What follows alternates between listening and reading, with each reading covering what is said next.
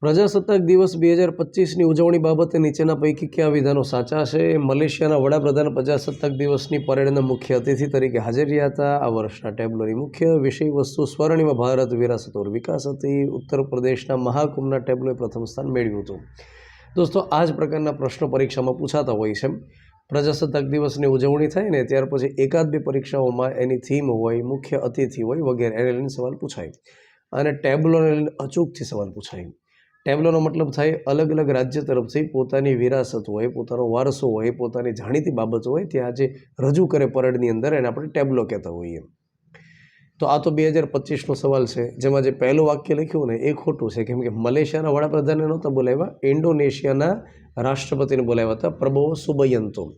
બાકીના જે બંને વાક્ય રહેલા છે એકદમ સાચા છે. હવે તમારે 2026 માટે યાદ રાખવાનું છે. 2026માં પહેલાં તો કેટલામાં પ્રજાસત્તાક દિવસની ઉજવણી થાય છે? 77માં. અને આ નિમિત્તે ત્યાં આગળ રાજપથ પહેલાં જે નામ હતું એનું નામ હવે કર્યું છે કર્તવ્ય પથ. અને ત્યાં આગળ પરેડનું આયોજન કરશે, રાષ્ટ્રપતિ નિહાળશે. અને એ સમય દરમિયાન અલગ અલગ રાજ્ય તરફથી ટેબ્લો રજૂ કરવામાં આવશે. એ ટેબ્લોમાંથી કોનો ફર્સ્ટ રેન્ક આવ્યો એ એક આપણે યાદ રાખવાનું. ગુજરાતના ટેબ્લોની થીમ શું રહેલી હતી એ આપણે યાદ રાખવાનું. ત્યાર પછી સમગ્ર રીતે અત્યારે હાલમાં પ્રજાસત્તાક દિવસની ઉજવણી થઈ રહી છે, તો એના માટેની થીમ શું રહેલી છે? તો અત્યારે આપણને ખ્યાલ છે કે ભારતનું રાષ્ટ્રગીત વંદે માતરમ ચર્ચામાં છે, કરંટમાં છે. કેમ કે વંદે માતરમના 150 વર્ષ પૂર્ણ થાય છે.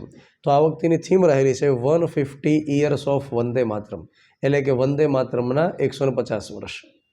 ત્યાર પછી હારવાર તમારે એ પણ યાદ રાખવાનું કે રાજ્ય કક્ષાની ઉજવણી પ્રજાસત્તાક દિવસ માટે કઈ જગ્યાએ થઈ રહી છે. તો આ વખતે જે નવનિર્મિત જિલ્લો રહેલો છે વાવ-થરાદ, ત્યાં આગળ રાજ્ય કક્ષાની ઉજવણી થવા જઈ રહી છે. એ જ રીતે આ વખતે દેશની અંદર મુખ્ય અતિથિ તરીકે કોને આમંત્રણ મળેલું છે? તો એક નામ રહેલું છે એન્ટોનિયો કોસ્ટા, અને આ વ્યક્તિ રહેલા છે યુરોપિયન કાઉન્સિલના અધ્યક્ષ.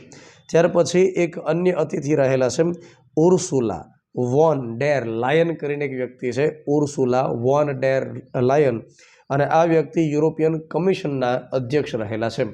તો આટલી પરીક્ષાલક્ષી વિગત રહેલી છે.